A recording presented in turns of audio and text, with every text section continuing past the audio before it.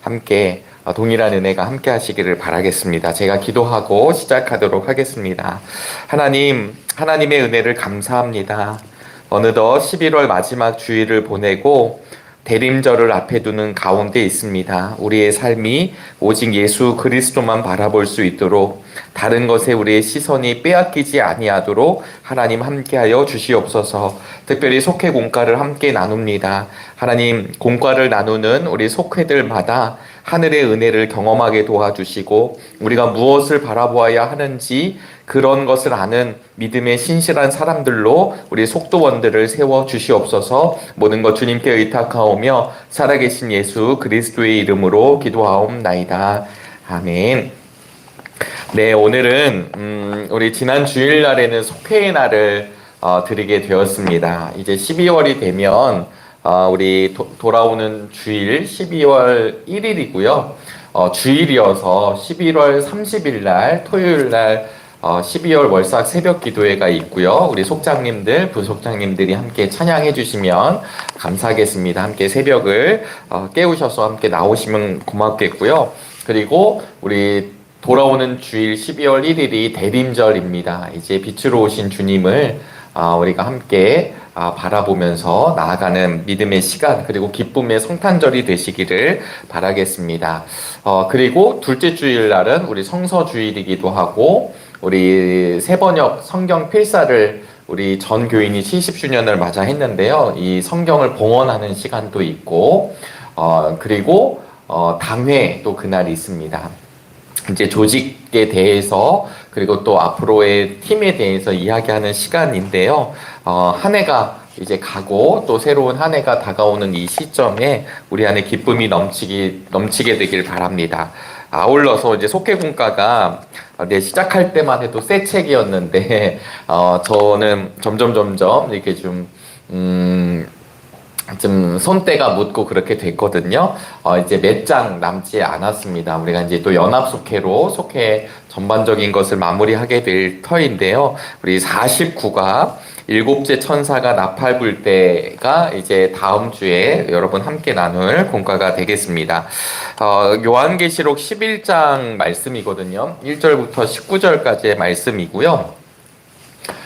오늘 우리 수요 예배 가운데 수요 예배 담임 목사님께서 오늘 15절부터 19절까지 말씀을 또 마무리해 주셨습니다. 그래서 이 11장 저희가 지난주에는 5장을 보았는데 이렇게 또 몇 장을 훅 건너뛰어서 11장이거든요. 그래서 우리 속회공과 교육도 있고요. 또 오늘 수요 예배 그리고 지난주 수요 예배 이렇게 보시면 우리 11장에 대해서 또 담임 목사님께서 바로 말씀해 주신 것도 같이 함께 참고해 주시고 우리 속회를 나눠 주시면 감사하겠습니다. 먼저 우리 11장에 대한 이야기를 좀 나누고 그리고 우리 속회공과 내용을 요약 이제 정리하면서 오늘을 좀 마무리하려고 하는데요. 사실은 이 요한계시록의 말씀, 계시록의 말씀은 열려야 되는 말씀입니다. 물론 우리가 함께 지식적으로도 또 그리고 너무 이 무엇을 뜻하는지에 대해서도 모르면 안 되겠지만 무엇보다도 오늘 우리가 요한계시록 수요일날 강해를 할 때에도 그런 것들 우리 담임 목사님을 통해서 주시는 메시지들 그리고 또 이런 말씀이구나 라고 하는 것을 경험하고 배우고 그러면서도 더 중요한 것은 우리 주님께서 이제 이 부분에 대해서 이런 말씀이구나 담임 목사님이 서두에도 말씀을 드렸는데요. 요한계시록을 가지고 이단들이 또 사이비들이 참 많이 악용한단 말이죠. 그러니까 우리가 뭐 정확하게 학자들이 아니고 뭐 배움의 차이나 이런 삶의 걸어온 과정도 분명 다르시겠지만 성경은 많이 배운 사람이 많이 아는 내용이 아니라 우리 하나님이 주신 은혜 가운데 열려지는 은혜가 있게 되기를 주님의 이름으로 소망합니다. 그래서 조명해 주신 것들이 경험되길 바라겠고요. 특별히 속회에서 나누실 때에도 계시록 말씀이 우리는 늘 어렵다, 두렵다 이렇게 말씀을 접근하던데 그런 것이 아니라 정말 이 말씀이 성령님에게 조명이 되어서 은혜가 넘치는 말씀이 되시기를 축복합니다. 11장은요 이제 10장까지 우리 요한계시록 말씀이 정확하게 반을 가르진 않지만 이제 중반부를 넘어서 후반부로 넘어가는 그 과도기에 있는 말씀으로 보여집니다. 그래서 11장은 10장과 연결이 되거든요. 근데 10장의 말씀은 천사와 작은 두루마리예요. 그리고 우리 11장에 우리 세번역 성경 앞에 보시면 두 증인이라고 되어 있잖아요. 이 두 증인에 대한 이야기가 나옵니다. 이단들이 많이 사용하는 것 중에 하나가 이 두 증인이 누구냐? 이제 이런 부분들을 가지고 나다 혹은 내가 증인이다 이렇게 이제 해석을 하기도 한다는 말씀을 쭉 드렸습니다. 그래서 오늘 저희들이 11장을 좀 이제 처음에 시작을 하면서 조금 눈여겨 보셔야 될 것이 있는데요. 우리가 5장을 보시고 6, 7, 8, 9, 10장을 나눈 것은 아니지만 속개공과는 이제 11장에 집중하고 있지만 먼저 보셔야 될 게 뭐냐면 9장 13절을 보시면요. 9장 13절에 여섯째 천사가 나팔을 불어요. 그러니까 9장에 가보시면 첫 번째는 다섯째 천사가 나팔을 불고요. 그리고 8장에 가보시면 6절에 그때의 나팔을 하나씩 가진 7 천사가 나팔 불 준비를 하고 7절에 첫째 천사가 나팔을 불죠. 다시 말씀드리면 8장에 첫째 천사가 불고 9장에 다섯 번째 천사, 그 다음에 9장 13절에 여섯째 천사가 나팔을 불고 7번째가 나와야 되는데 7번째가 안 나오고 10장에 천사와 작은 두루마리가 나왔다라고 하는 것이고요. 그리고 11장에 두 증인이 나왔어요. 그리고 이제 15절 오늘 우리 수요 예배 담임 목사님이 요한계시록 말씀을 전하실 때는 바로 15절부터 우리 끝절인 19절까지, 그러니까 이 15절에 가서야 7째 천사가 나팔을 불죠. 그러면 여러분 어떤 생각이 드시나요? 6째 천사가 나팔을 불고 순서상으로는 7번째가 나와야 되는데 중간에 우리 두루마리 얘기가 나오고 그 다음에 두 증인이 나오고 그리고 11장의 마지막에 7번째 나팔 얘기가 나왔다라고 하는 것은 우리가 책을 읽다 보면 중요한 부분을 이야기하는 것. 그러니까 지금 6번째와 7번째의 이 이야기를 그냥 생뚱맞게 넣어놓은 것이 아니라 이 이야기를 통해서 마지막 7번째 나팔 소리의 환상에 대한 분명함을 이야기하는 거예요. 성경에서 우리가 180장 찬송 부를 때 나팔 불 때 이렇게 부르잖아요. 바울이 서신서에서도 이 나팔에 대한 이야기를 하게 되거든요. 나팔은 하나님의 부르심입니다. 그러니까 나팔이 불린다라는 것은 이쪽에서 부르는 장면이기도 하고 나팔이 불 때, 나팔 불 때, 그리고 하나님의 개입하심이 이제 선포되는 거예요. 그래서 이 나팔이라고 하는 것은 굉장히 중요하죠. 우리 전쟁 영화 같은 거 보면 북치고 나팔 불고 막 이러거든요. 그게 이제 다 예전 고전 전쟁, 고대 전쟁에서 기원을 하게 되는데 성경에서는 이 나팔을 분다라고 하는 말 자체가 무엇이냐면 하나님의 부르심, 하나님의 개입이 됩니다.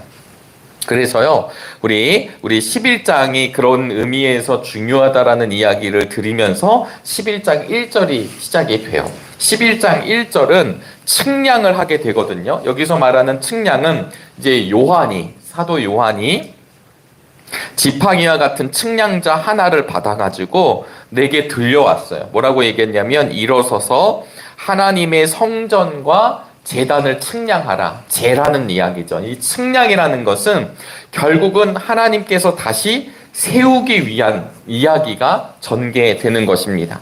그래서 이 성전 측량이 지금 두 단계로 이루어지는데 첫 번째가 뭐냐면 오늘 지금 1절 읽은 대로 하나님의 성전, 하나님의 집으로도 표현이 되거든요. 그러니까 이게 어디를 얘기하냐면 지성소를 이야기합니다. 또 하나는 그 앞마당에 있는 제단, 번제단이거든요. 그러니까 우리가 이제 성막을 배우다 보면 우리가 성소 안에 지성소가 있고요. 그리고 이 성소에 들어가기 전에 번제단이 있습니다. 네, 일단은 오늘은 이렇게 이해해 주시면 번제단을 통해서 성소에 들어가고 분향단, 그 다음에 떡상 있고 안에 지성소가 있거든요. 그러니까 이 지성소는 아무나 못 들어간 1년에 한 번 대제사장만 들어갈 수 있는 곳. 그런데 지금 이 하나님의 집 그리고 하나님의 성전 제단이 어떤 곳인가요? 여러분 우리가 우리가 이제 지금 측량을 하는데 11장에 측량을 요한이 하게 되는데요. 우리가 이제 이렇게 성막을 그리거든요. 이렇게 있어서 여기가 성소고 여기가 지성소, 그 다음에 이제 여기 번제단이 있고 문이 있고 그 다음에 물두멍이 있고 이렇게 간단 말이죠. 그런데 이 성막 혹은 성소 그리고 이게 나중에 성전이 되는데 이게 의미하는 바가 뭘까요? 이 의미하는 바는 뭐냐면 바로 이 지성소의 개념이 뭐냐면 하나님의 임재라는 거예요. 하나님이 임재하시는 거예요. 구약에서 이 성전이 중요한 거 이유를 말씀을 여러 번 드렸습니다. 성전이 아니 뭐 성전 아니면 없대 라고 생각할지 모르지만 이 성전의 제사장을 통해서 죄인인 우리들과 하늘의 하나님의 화해가 이루어지는 자리가 성전이 되죠. 네, 그래서 제사장은 이 중간의 역할을 하는 거예요. 어떤 문제를 가지고 친구의 문제가 아니라 인간들의 친구의 문제가 아니라 죄의 문제를 가지고 제사장이 서 있게 되는 거죠. 그런데 이 제사장이 타락하게 됐을 때 그리고 기름 부은 부류가 세 부류인데 하나는 왕이고요. 그 다음에 제사장, 그 다음에 예언자입니다. 그런데 이 제사장 그룹과 왕 그룹이 타락하고 잘 못 가잖아요. 그럴 때마다 구약의 역사를 보면 나비라고 이렇게 번역하는 예언자들이 항상 들어오죠. 이 예언자들이 들어왔을 때 열렬한 환영을 받을까요? 아니면 모진 손가락질과 욕을 얻어먹을까요? 욕만 얻어먹으면 다행이지만 사실은 그들은 욕만 얻어먹는 게 아니라 아주 극심한 핍박을 받게 되죠. 우리 지난 주일날 예레미야 그 구덩이에 들어간 진창에 들어간 이야기가 담임 목사님의 설교를 통해 우리가 함께 나누었습니다. 거기서 꺼내주시는 분이 우리 하나님이시라는 것, 주님이시라는 사실, 우리가 이제 그 말씀을 들었는데요. 마찬가지로 예레미야, 눈물의 선지자 예레미야뿐만 아니라 그 예언자의 길을 걸어갔던 사람들이 그 길을 걸어갔어요. 그래서 오늘 이 11장에 나오는 두 증인은 사실은 모델이 됩니다. 어떤 모델이 되냐면 지금 요한계시록을 통하여서 요한의 공동체가 있거든요. 이 요한의 공동체는 어떤 얘기냐면 지금 요한을 통해서 그 박해 시대에 살아가고 있었던 그리스도인, 그래서 이걸 조금 더 전문적으로는 요한 공동체의 사람들이었어요. 이들이 편안하게 호의호식하면서 지금 신앙생활하는 게 아니라 요한 스스로가 채석장에서 노후의 몸을 이끌고 모진 그 중노동에 빠져 있잖아요. 중노동을 하면서 하늘의 음성을 듣는 거고 하늘의 세계를 보는 것입니다. 마찬가지로 요한 공동체에 있었던 그 당시에 초기 그리스도인들, 완전 초기는 아니죠. 왜냐하면 요한이 이 AD 이제 70년, 80년, 90년 이후로 넘어가기 때문에 이미 33년에 예수님이 돌아가시고 그리고 사도 바울은 이미 죽고 그리고 그 이후에 초대 그리스도인들의 상황이 점점 로마 역사를 보면 핍박의 역사로 넘어가고 있어요. 그러니까 오늘 이 요한계시록을 듣고 보는 사람들은요, 저희처럼 이렇게 편안하게 앉아서 그랬구나, 밑줄을 긋고 뭐 분석을 하고 이런 게 아니라 하늘의 메시지로 지금 하나님이 요한을 통해 알려주고 계신데, 그럴 때 나오는 두 증인이라고 하는 건 특별한 인물이 분명하지만 이 두 증인의 역할을 결국은 누가 하는 거냐면 지금 이 그리스도인들이 하게 되는 거예요. 그리고 이게 지금 우리에게 넘어오게 되면 두 증인이 누구인지를 성경은 분명하게 이야기하고 있지 않지만 저희가 분석을 해보고 예상을 해보고 이렇게 해석을 해볼 수 있지만 결과적으로는 이 시대에 이 두 증인의 삶이 결국은 누가 되어야 되냐면 우리들의 모습이 되어야 돼요. 그래서 오늘 이 11장을 보시면서는 우리가 모든 예언자를 다 기억할 수 없지만 예언자들의 삶을 기억해 보셔야 되고요. 그리고 그 다음에 누구를 기억하셔야 되냐면 우리의 구세주가 되시는 예수 그리스도의 삶을 기억하셔야 돼요. 그리고 이제 잘 아시는 우리 사도 바울을 한번 떠올려 보시면 지금 이게 어떤 사람들을 의미하고 있는지를 설명하고 있어요. 그래서 성전, 지금 측량을 통해서 이 예루살렘, 지금 이제 요한이 이것을 보고 쓸 당시에는 이미 AD 70년에 예루살렘 성전이 이스라엘이 완전히 무너지잖아요. 로마의 디도 장군에 의해서. 그러니까 완전히 이스라엘이라는 나라가 끝난 것도 있고 성전이 회파되는 것도 보았단 말이에요. 그러니까 사실은 남아있지 않은 상황에서 이 성전 측량이 다시 시작되고 있다라고 하는 것을 기억하실 수 있게 되기를 바라겠습니다. 그래서 조금 더 보시도록 하면요. 지금 이 성전의 완성은 결국은 하나님이 보여주신 은혜로 걸어가는 거예요. 그래서 오늘은 좀 다루지 못하지만 참 성전이 누구시냐면 예수 그리스도시거든요. 그래서 이 성전에 대한 이야기들이 성경에서 나올 때 여러분 성전의 얘기는 건물에 대한 이야기가 아니라 결국은 예수님에 대한 이야기로 귀결되고 있다는 것을 기억하실 수 있게 되길 바라겠고요. 지금 말씀드린 대로 성전의 지성소, 가장 거룩한 장소잖아요. 이 지성소에 하나님의 임재를 경험하는 거예요. 여기까지 이제 번제단까지. 그럼 이 공간이 하나님의 임재의 장소라고 한다는 것은 지금 이 안에 머물러 있는 사람들은 하나님의 임재에 가까이 있는 사람들이라고 하는 표현이 되는 거죠.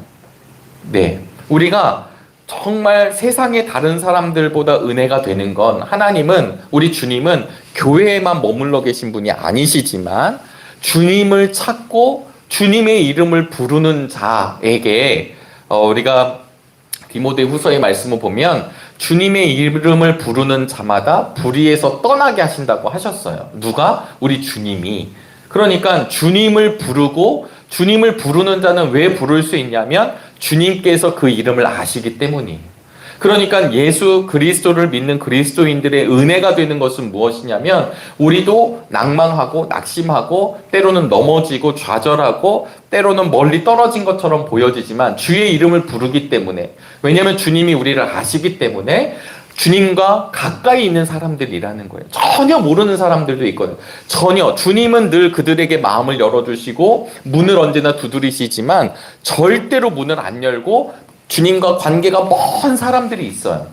그게 우리가 되지 않기를 바라겠고요. 언제나 가까우신 우리 주님을 바라볼 수 있게 되기를 바라겠습니다. 그런데 왜냐하면 제가 이 말씀을 드리는 얘기가 뭐냐면 측량한 뒤에 성전에서 예배하는 사람들을 세어라라고 하는 거죠. 진짜 성전에서 예배하는 사람들, 우리 교회로 보면 이 교회 공동체 안에서 우리가 교회 공동체를 와서 놀러 오거나 목적을 달성하기 위해 오거나 내 마음대로 하거나 이런 것이 아니라 진짜 예수 그리스도의 이름으로 예배하는 자들을 세워라 라고 하는 뜻입니다. 근데 2절에 보니까요. 그러나 그 성전의 바깥들은 측량하지 말고 내버려 두어라. 옛날 성경에 옛날 이 성전에 보시면요. 이방인의 뜰이 있었고 여인의 뜰이 있었고 유대인의 뜰이 있었습니다. 이 뜰은 광장인데요. 이방인의 뜰은 쉽게 말하면 예수님이 성전 정화 사건을 하실 때 거기서 막 비둘기 팔고 막 거기 환전하고 이런 곳들이 이방인의 뜰이에요. 막 난리 막 이렇게 사람들이 엄청 많죠. 이방인들까지 들어갈 수 있었던 공간.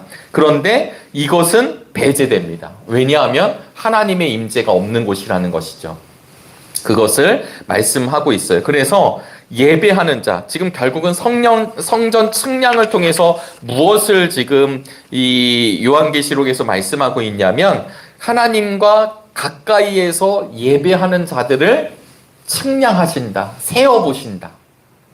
네, 지금 이게 6번째 나팔과 7번째 나팔 사이에 있다고 그랬잖아요. 7번째 나팔은 결론적으로 뭐냐면 끝이 온다는 거예요. 이 끝이 오기 전에 측량하시는데 이방인의 뜰은 버려두고 제하여 두고 예배하는 자들, 지금 그 성소 안에 있는 자들, 예배하는 자들을 찾으시고 세신다라고 하는 것입니다.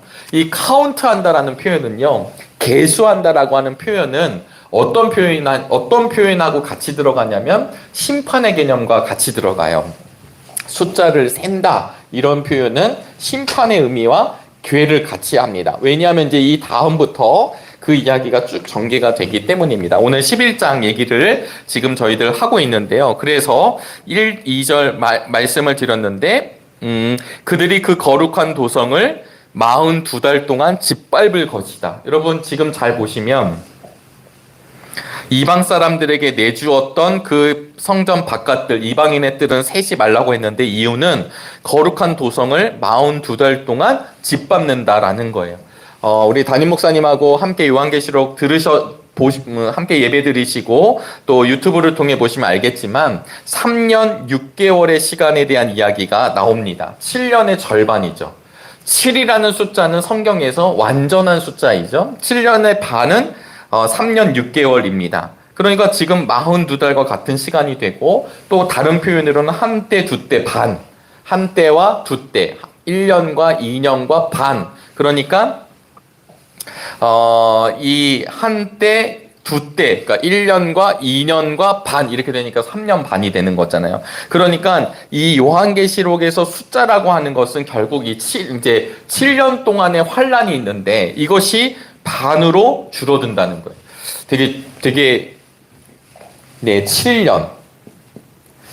이게 좀 저희들한테 이해가 되시면 계시록 말씀이 7년인데 7년의 반은 3년 6개월입니다. 이 6개월을 표시하고 있어요. 그러니까 7년은 고난이 흘러가야 되는 그 분명한 완전한 때가 있어요. 고난을 받는 때가 있는데 고난을 받는 때가 어떻게 줄어들었나요? 2분의 1로 줄어들었죠.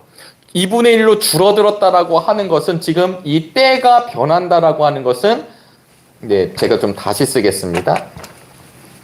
왜냐하면 여기 이제 7년이 3년 6개월로 바뀌는데 이때 이렇게 바뀌는 이유는 이렇게 할 수 있는 이유는 뭐냐면 하나님이 개입하시기 때문이에요. 하나님이 개입하셔서 완전하게 고통을 받아야 되는데 고난을 받게 되는데 하나님이 개입하셔서 반이 됩니다. 줄어드는 게 되는 거죠. 그러면 다른 표현으로 하면 하나님이 개입하셨다라고 하는 것은 줄어들어서 좋은 게 아니라 이 때가 끝나면 하나님의 나라에 대한 이야기가 계시록에서 선포되기 때문이에요. 오늘도 11장이 그렇게 이야기가 진행이 되고 있습니다. 그러니까 지금 다시 요한의 공동체가 고통과 고난과 그러니까 이 초대교회 성도들이 힘듦을 경험하고 있을 때 이 사람들이 고난이 너무 힘들어요. 그런데 지금 계시록의 말씀을 통해 뭘 주시냐면 그 고난의 마무리하는 때가 곧 다가오게 되고 그리고 나서 우리 11장 쭉 이어지는 내용이 이제 심판에 대한 내용으로 전개가 된다라는 거 하는 것입니다. 그러면서 이 고난의 시간을 단축시켜 주시는 분, 다른 말로 표현하면 우리들의 고난을 외면하지 않으시는 우리 하나님께서 개입하시는 것. 이 역사의 개입, 이게 사실은 무엇이냐? 하나님이 이 역사에 개입하시잖아요. 이것을 종말이라고 합니다. 이게 종말이거든요. 하나님이 역사의 시간에 개입하는 것. 그러니까 이 종말에 대한 이야기가 이제 시작이 됩니다. 그러면서 이제 두 증인이 나오는데요. 우리 3절 말씀을 제가 읽어드릴게요. 나는 내 두 증인에게 예언하는 능력을 줄 것이다. 그들은 1260일 동안 상복을 입고 예언할 것이다. 4절에 그들은 이 세상을 다스리시는 주님 앞에 서 있는 올리브나무 두 그루요 촛대 두 개입니다. 여러분 이 말씀을 잘 보시면 이 이후에 두 증인이 하나님이 세워주세요. 활동을 해요. 그런데 이 활동을 하던 두 증인이요. 7절에 가보시면 7절부터 10절에 가면 두 증인이 죽습니다. 그리고 11절 12절에 가보면 이 증인이 다시 살아나요. 이해되시죠? 다시 말씀드릴게요. 두 예언자, 두 증인을 세워 하나님이. 그래서 강력하게 하나님의 일을 감당해요. 그런데 두 증인이 죽어요. 왜냐하면 엄청난 힘이 또 찾아와가지고 죽여버리거든요. 아까 누구를 떠올리라고 그랬죠, 제가? 우리 주님, 예수님이 이 땅에 오셔서 복음이신 주님이 복음을 이야기하시잖아요. 그러면 사람들이 열렬히 환영을 했던 게 아니라 십자가에 못 박잖아요. 그러면 사단은 그것을 통해 이겼다고 생각을 했지만 끝내 부활하셔서 사단 권세를 멸하시고 죽음을 끝내시고 우리 주님께서 부활의 생명으로 나타나시게 되는 것이 복음의 핵심이잖아요. 그러니까 오늘 그 내용을 우리 그 알고 있는 예수 그리스도의 복음의 내용을 알고 있다면 두 증인이 활동하다가 죽게 되고 다시 부활과 승천하게 돼요. 그러면 여기서 말하는 두 증인이 누구냐라고 하는 논쟁이 항상 있는데 대표적으로는 어떻게 보냐면 이 두 증인, 두 예언자를 모세와 엘리야로 봅니다. 어디서 알 수 있냐면 이제 지금부터 이렇게 재미가 있어져야 되는데 6절입니다. 6절에 가보시면 그들은 두 증인이죠. 자기들이 예언 활동을 하는 동안에 하늘을 닫아 비가 내리지 못하게 할 수 있는 권세를 가지고 있습니다. 또 물을 피로 변하게 하는 권세와 그들이 원하는 대로 몇 번이든지 어떤 재앙으로든지 땅을 칠 수 있는 권세를 가지고 있습니다. 떠오르세요? 네, 또 하늘을 닫고 여는 엘리야고, 그 다음에 지금 그 어떤 재앙, 물을 피로 변하게 하는 재앙, 모세가 떠오르시죠.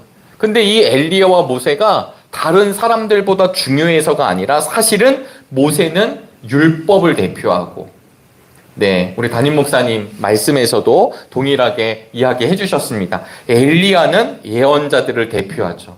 그러니까 토라, 모세 오경, 율법, 그리고 엘리야는 예언서, 실제적으로는 말씀인 거죠. 이 말씀을 대표하는 모세와 엘리야. 엘리야는 승천하였고 사실 모세는 우리가 죽었잖아요. 느보산에서 죽었지만 그의 무덤을 찾을 수 있나요, 없나요? 없죠. 그래서 사실은 이제 유대 전승들은 이 무덤을 찾을 수 없다는 것을 가지고 모세도 승천한 거 아닌가, 이렇게 이제 막 가는 팀들도 있다는 거예요. 우리에겐 중요한 사실은 아니지만 승천한 엘리야 이야기가 나옵니다.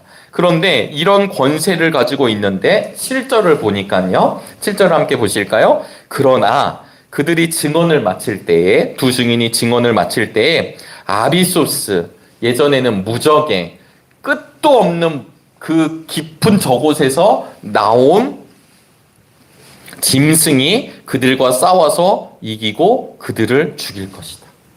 이것을 이제 뭐라고 얘기하냐면 적 그리스도다, 이렇게 이야기를 하죠. 이 아비소스라고 저희 새 번역에서 나왔고 예전 성경에서는 무적행이라고도 했고 다른 번역본에서는 뭐 깊은 계곡이라고도 하고, 어쨌든 하여튼 끝이 없는 거예요. 끝이 없는 어딘 저쪽에서 이렇게 나오게 되죠. 이것을 뭐 구약에서는 스올, 요나도 스올의 뱃속 이렇게 표현을 하잖아요. 그러니까 이 스올이 음부 혹은 지옥 이렇게 표현을 하는데 이 아비소스가 나와서 두 증인을 죽입니다. 근데 이 아비소스가 누군지는 모르죠. 그런데 어떤 그런 존재. 그래서 이것을 보통 적 그리스도다, 이렇게 얘기를 해요. 적이라고 하는 말은 안티, 그리스도, 크라이스트 얘기하는 거죠. 근데 이 안티는 말 그대로 대적하는 거예요. 대적자가 되는 거죠. 또 하나는 이 안티는 어떤 뜻도 있냐면 타입이라는 뜻도 있어요. 유형이 되는 거예요. 그러니까 안티크라이스트, 적그리스도라고 하는 말은 마지막 종말의 때 진짜 적그리스도이기도 하고, 또 하나는 대적하는 대적하는 존재들이기도 하고, 대적하는 존재들의 타입이 나올 수도 있는 거죠. 우리가 보통 누구를 보냐면 적그리스도 중에 히틀러를 보죠. 역사적으로 등장한. 그 다음에 유대 역사를 보면 안티파네스, 막 그냥 성전을 그냥 아주 그냥 개판을 만들었던 안티파네스가 적그리스도의 원형이다, 뭐 이렇게 얘기하기도 해요. 제가 이 이야기를 드리는 이유는 지금 이 시대에도 예수님을 대적하는, 반하는, 그리고 그런 유형들, 그런 타입들, 그런 모델들이 지금도 있는 거죠. 근데 그 모델들이 전부가 아니라 최종에 되면 완전한 진짜 대적하는 나오게 될 거거든요. 이제 여기서 또 많은 막 썰들이 나오지만 중요한 이야기는 바로 그렇습니다. 이 적 그리스도가 두 증인, 이 아비소스에서 나온 그 존재가 두 증인을 죽여요. 죽이는 것으로 끝나지 않고 8절을 보시면요. 시체를 넓은 거리에 내버리게 합니다. 그러니까 이겼다고 아주 그냥 모욕, 능욕하는 거죠. 그리고 나서 그 도시는 영적으로 소돔 또는 이집트라고도 하는데 많은 역사학자들은 이게 소돔, 이집트라고 얘기했지만 사실은 로마라고 이야기하기도 합니다. 근데 직접 얘기할 수 없으니까 로마라고 얘기하는 순간 이 사람들이 다 어떻게 되겠어요? 이게 안 되잖아요. 그러니까 소돔 또는 이집트라고 하는 역사적 배경을 가지고 이야기한 뒤에 그들의 주님이 십자가에 달리신 곳입니다. 얘기를 합니다. 9절에 보니까 시체가 무덤에 안장되는 것을 허락하지 않는다. 여러분, 이 내용을 보면 얼마나 이게 처참하고 끔찍하고 괴롭고 슬픈 내용이에요. 하나님의 사람이라고 했는데 두 증인이 죽었는데 능욕을 받는 거잖아요. 그런데도 불구하고 나중에 이게 이 두 증인이 부활하게 됩니다. 4절을 한번 조금 더 우리 원활한 이해를 위해서 4절도 말씀을 하나 드리겠는데요. 그들은 이 세상을 다스리시는 주님 앞에 서 있는 올리브나무 두 그루요, 촛대 두 개입니다. 이때 이야기하는 올리브나무를 어떻게 해석을 하느냐? 스가랴서를 보통 가지고 재해석을 많이 하는데요. 스가랴서 4장에 기초하여서 이 올리브나무 두 그루는 한 명은 스룹바벨 왕, 그리고 여호수아 대제사장을 이야기한다. 왜냐하면 이 두 사람이 다시 이제 스가랴서에 나오지만 나중에 이 사람들이 이제 성전 재건으로 간단 말이에요. 그리고 또 하나는 여기서 말하고 있는 촛대 두 개라고 하는 것. 이 촛대 두 개라고 하는 것은요, 에스겔의 전통을 따르면 그렇게 중요하지 않습니다. 여기서 저희가 이것을 막 지식적으로 아는 건 아니지만 촛대가 있다라고 하는 것은 촛대에 기름이 계속 있어야지 불이 타오르잖아요. 이때 쓰는 기름이 올리브 기름이기도 하고, 그때 이 기름이 계속 공급되어야 촛대가 켜지는 것처럼 하나님의 사람들이 하나님의 영에 계속 함께 하는 거예요. 하나님의 영이 계속적으로 공급해 주시는 거죠. 다시 말씀드리지만 내가 다시 성전을 만들어내는 것이 아니라 지금 이 요한계시록의 말씀 올리브나무 두 그루를 이렇게 전통적으로 해석한다는 말씀을 드리지만 일곱 촛대, 그러니까 촛대 두 개는 일곱 촛대가 두 개인데 이것이 결국은 하나님의 영을 지속적으로 공급받는다는 걸 의미하는 거예요. 그래서 결과적으로는 그들은 이 세상을 다스리시는 주님 앞에 서 있다고 그랬잖아요. 주님이 보내시는 겁니다. 그리고 주님의 힘을 공급받는 거예요. 그러면서 5, 6절에는 모세와 엘리야처럼 활동하는 사람들이 나오게 되고 7절에서는 올라오는 짐승 때문에 죽음을 맞이하는데 이게 나중에 12장 9절에 가보면 옛뱀이었던 사탄이 실체가 드러나게 됩니다. 이해가 되시죠, 여러분? 그래서 8절 지금 이 이야기 한 대로 보시면 두 증인이 받아야 될 혹독한 운명이 있습니다.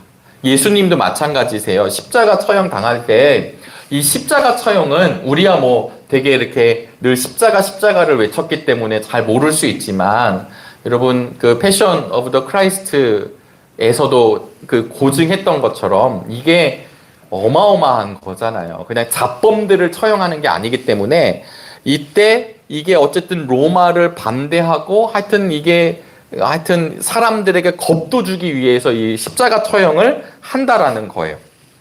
그러니까 이 십자가 처형을 하면서 무엇을 보여주냐면 사람들에게 공포 자극하고 너희들 절대로 그 길을 가지 말라고 하고 저항하는 사람들의 최후를 보여주는 거이죠. 그리고 시체를 모욕하게, 사람들이 봄으로 인해서 모욕당하게 합니다. 예레미야 8장 2절에서도 보시면 이런 내용이 들어가 있어요. 그래서 지금 이 내용의 핵심은 지금 이렇게 어려움을 당하고 힘듦을 당하고 고난을 당하고 하는 이 두 증인이 있지만 그럼에도 불구하고 이제 어떻게 되느냐? 11절에 보니까 바로 반전이 일어나는데요. 11절, 그러나 사흘 반이 지난 뒤에 사흘 반입니다. 사흘 반에 2를 곱하면 며칠이 되죠? 7일이 되죠. 그러니까 저들이 영원할 것 같지만 영원하지 않고 그 때가 단축되는 거예요. 그들이 영원할 것 같은 때가 단축됩니다.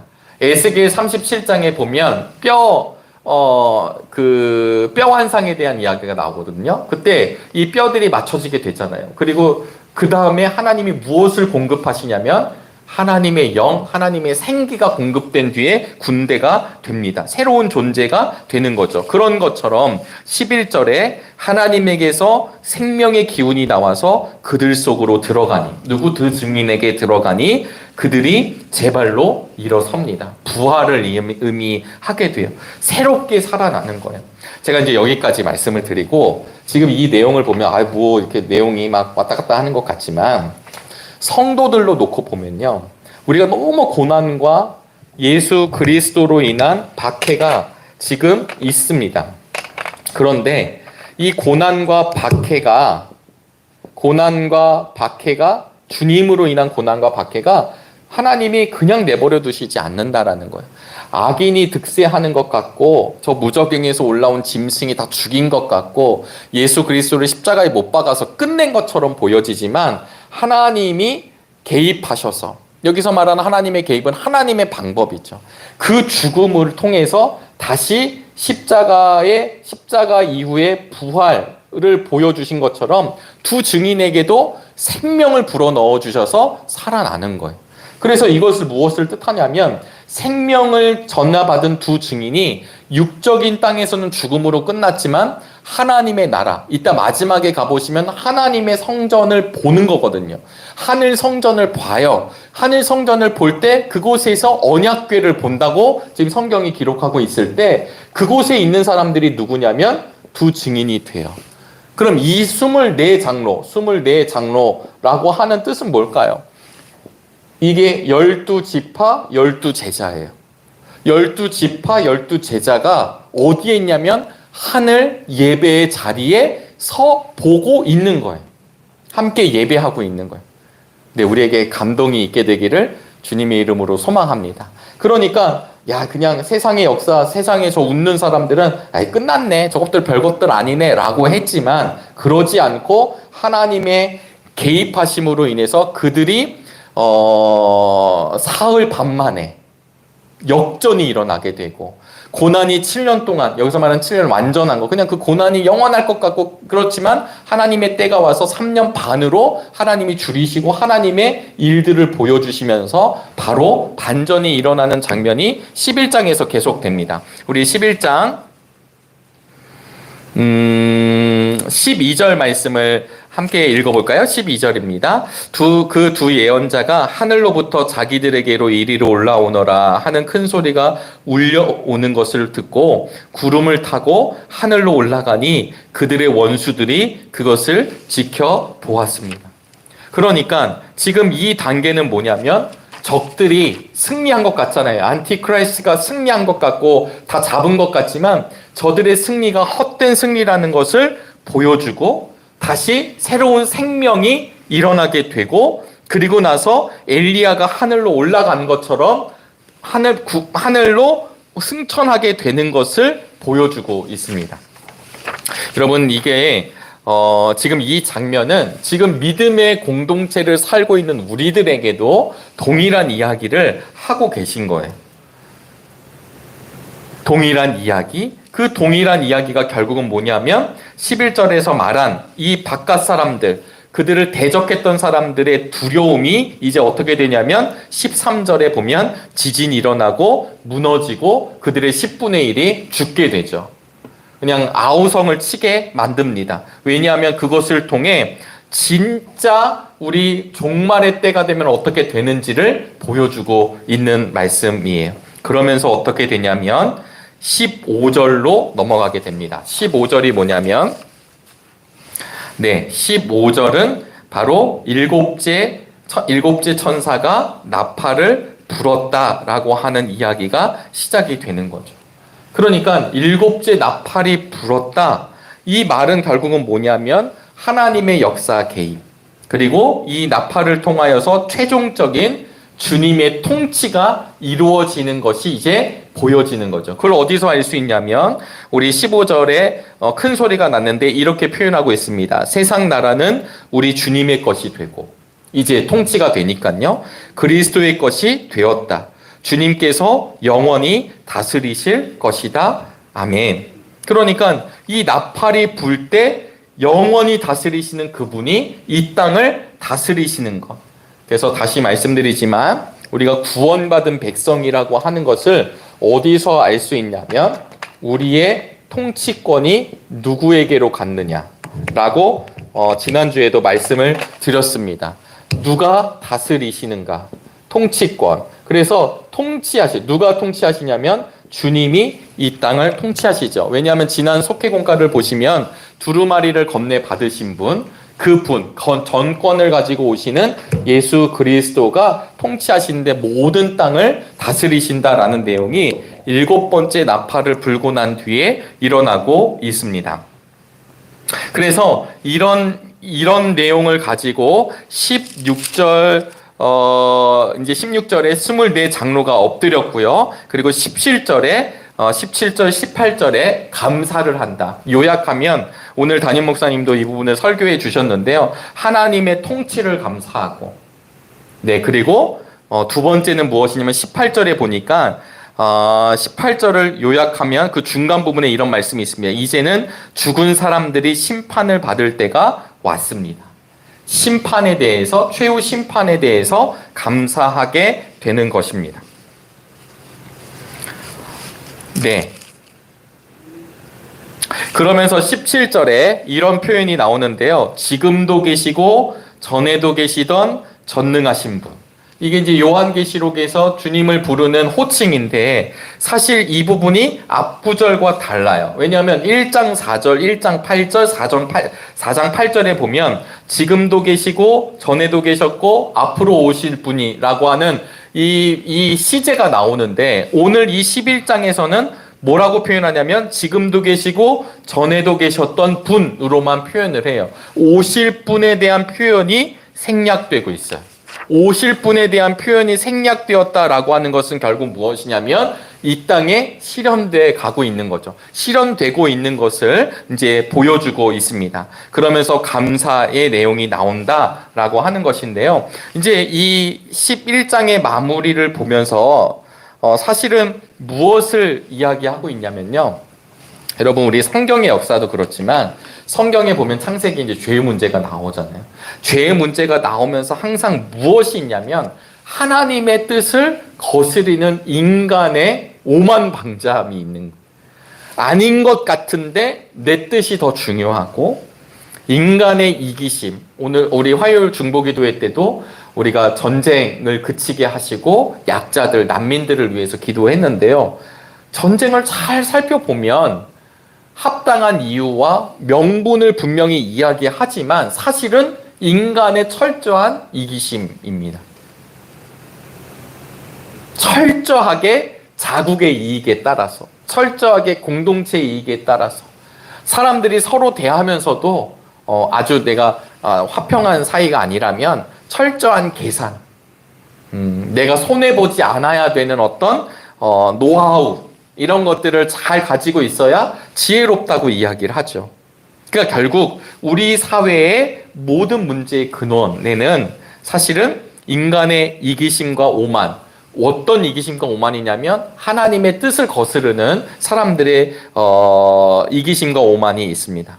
그래서 하나님이 오시는 사건은요, 불신자들에게는 심판이 되지만 하나님의 사람들에게는 구원이 된다. 제가 지난주에도 말씀드렸던 구약의 예언자들이 끊임없이 이야기했던 여호와의 날, 이것이 최종 종말에 이루어지게 될 때, 네, 주님의 날, 여호와의 날, 그날, 이것이 최종 우리 주님 다시 재림하시는 종말의 때에 실현이 되는데, 이때 이 날의 핵심은 결국은 무엇이냐면 정말 주님을 믿지 않았던 이들에게는 심판이 되고요. 네, 이거는 믿지 않았던 이들에게는 심판이 되고 믿는 자들에게는 그날이 구원과 기쁨의 역사의 날이 되는 거죠. 이것을 지금 요한계시록 11장 7번째 나팔이 부르는 직전에 주 증인의 이야기를 하고 그리고 7번째 나팔이 불러지는 이야기를 통해서 알려주고 있습니다. 그러니까 결국은 신앙을 지킨 자들은 하나님 나라의 새로운 멤버, 그러니까 하나님 나라의 멤버가 되고 하늘에 대한 비전을 바라보며 함께 누리게 된다라는 것을 이야기하고요. 나중에 이것이 요한계시록의 마지막에 가면 새 하늘과 새 땅의 성취가 되잖아요. 그래서 19절에 보니까 그러자 하늘에 있는 하나님의 성전이 열리고 성전 안에 있는 하나님의 언약궤가 보이고 그때 번개치고 요란한 소리, 천둥 소리, 지진이 일어나고 큰 우박이 쏟아졌다라고 하는 건 하나님의 임재를 나타내는 또 다른 표현입니다.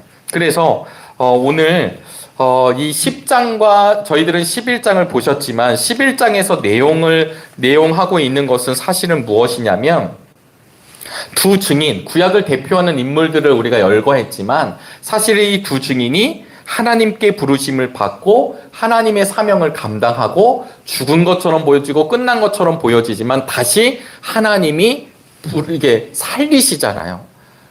이런 존재가 사실은 누구냐면 우리들이라는 것을 알려주시는 거예요. 우리를 잡아 죽이면, 예를 들면 우리를 없애면, 우리를 이렇게 밟아 놓으면 저 세상이 승리한 것처럼 보이지만 그것이 사흘 반밖에 안 되는 거예요. 그날이 지나가면 하나님이 역사에 개입하시는 날이 오면 그 날에 다시 하나님의 영으로 하나님의 생기로 우리는 부활하게 되고 여러분 이제 이게 나중에 바울 서신과 막 연결이 사실은 되는 게 되는 거죠. 그래서 나팔이라고 하는 것은 하나님의 출현을 알리는 거고 이 나팔이 마지막 7번째가 되었을 때는 하나님의 심판이 승리를 거두는 장면을 보여주고 하늘 예배를 보여주시는 것으로 이야기하고 있습니다. 이게 우리한테 기쁨이 되기를 주님의 이름으로 소망합니다. 이 맥락을 가지고 우리 속회공과를 잠깐 보시면요. 7째 천사가 나팔을 불 때 무슨 일이 일어납니까? 이러면서 이제 3가지 대지가 일어나는데 두 증인이 권세를 받아 예언을 한다. 말씀을 전한다. 이렇게 돼요. 그런데 이럴 때 환란을 겪게 되고 이제 재앙과 심판을 얘기하니까 사람들이 죽이잖아요. 그러나 그럼에도 불구하고 다시 그들을 살리시게 된다라는 거. 다시 살아난다라는 것을 알려주시고 그리고 12절과 18절 말씀을 통해서 올라오라라는 음성을 듣게 됐을 때 결국은 구름을 타고 하늘로 올라가게 된다. 그래서 우리 그 속회공과에서는 예수님이 왕으로 오신다. 7번째 천사가 나팔을 불면 예수님이 만왕의 왕으로 심판주로 내려오시는 거죠. 초림주는 우리에게 구원을 선포하시고 그리고 우리를 기다려주셨지만 재림주는 그렇지 않다라고 하는 것을 알려주죠. 왜냐하면 역사의 끝이 오기 때문입니다. 그리고 마지막 19절에 하나님의 성전이 열린다. 하늘 성전이 열리고 그곳에 있는 언약궤 안에 있는 말씀 그리고 그곳에 있는 하나님의 임재, 하나님과 함께하는 것을 경험하게 되죠. 이때 하늘문이 열리면 우리 속회공과에서는 구원과 심판이 동시에 일어난다. 지금까지 이제 말씀 함께 나누었던 것처럼 이런 이야기들이 있게 됩니다. 우리 이제 말씀 묵상 질문에 보시면 주님 오시는 날을 어떻게 준비하고 계십니까? 깨어 있으라 라고 하는 말 우리가 함께 기억하면 좋을 것 같고요. 예수님을 나의 왕, 통치권의 영역이라고 말씀드렸습니다. 정말 주님이 나의 왕이다고 고백을 하실 수 있나요? 정말 주님이 나의 인생에 나의 삶의 왕이십니까?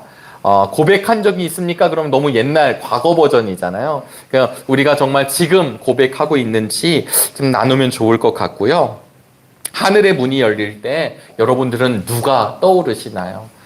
사실 이건 전도라고 하는 것은 실패가 없잖아요. 왜 전도는 실패가 없을까요? 왜냐하면 예수님을 전하는 거기 때문에 그가 안 들을 수도 있지만 못 들을 수도 있지만 누군가는 예수 그리스도에 대해서 전해주는 것이죠. 그것이 우리의 입으로만 열려지는 게 아니라 우리의 손과 발, 우리의 삶의 한계를 통해 살아계신 주님을 우린 부족하지만 우리와 함께 하시는 주님의 모습을 그들이 발견하고 살아계신 주님과 함께 하는 것이 정말 복된 길이다라고 하는 것을 느끼면서 우리 적는 교회로 또 주님의 몸된 교회로 우리의 믿음의 성도들이 모여지게 되기를 주님의 이름으로 축복합니다. 어느덧 한 해의 마지막이 오고 있습니다. 계시록 말씀이 지금 수요일마다 담임 목사님 통해 선포되고 있으니까요. 우리 계시록 말씀을 꼭 같이 봐주시면 너무 좋겠고요. 우리 단편적으로 오늘 속회공과의 내용에 근거해서 좀 나누었지만 이 내용을 통해서 우리의 삶이 이렇게 그냥 아무것도 아닌 존재로 끝나는 게 아니라 우리 주님이 우리를 다시 붙드시고 새로운 존재로 생명을 허락해 주신다는 것을 기억하며 그 믿음 가지고 승리하시게 되기를 주의 이름으로 축원합니다. 기도하고 마치도록 하겠습니다. 하나님, 오늘도 귀한 날 주시니 감사합니다. 하나님 때문에 살아가는 인생 되게 도와주시고 주님 때문에 보아야 할 것 보는 거룩한 삶이 되도록 축복하여 주시옵소서. 이제 어느덧 11월도 마지막을 향해 나아가고 있습니다.